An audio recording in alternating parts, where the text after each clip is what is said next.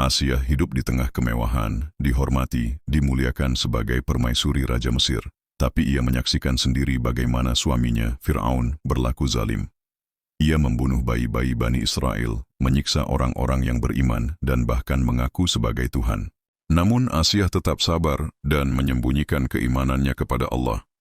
Hingga akhirnya, ketika Nabi Musa datang membawa dakwah tauhid, Asia menerimanya dalam hati.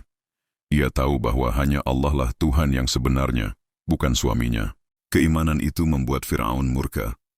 Ia menyiksa Asia dengan kejam. Dalam sebagian riwayat disebutkan, ia diikat dan dijemur di bawah terik matahari. Tubuhnya dipukul, tapi lisannya tak pernah berhenti berzikir dan berdoa. Saat disiksa, Asia memanjatkan doa yang diabadikan dalam surah At-Tahrim ayat 11. Maknanya, "Ya Tuhanku, bangunkanlah untukku sebuah rumah di sisimu di surga. Dan selamatkanlah aku dari Fir'aun dan perbuatannya.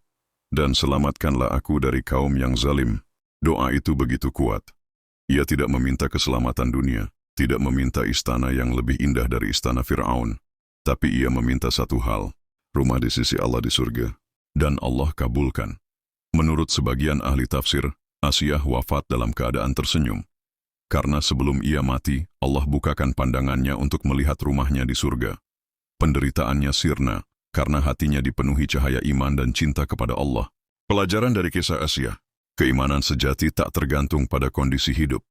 Meski berada di istana, Asia lebih memilih iman daripada kekuasaan. Ia adalah teladan bagi semua perempuan, teguh, sabar, dan penuh keyakinan kepada Allah.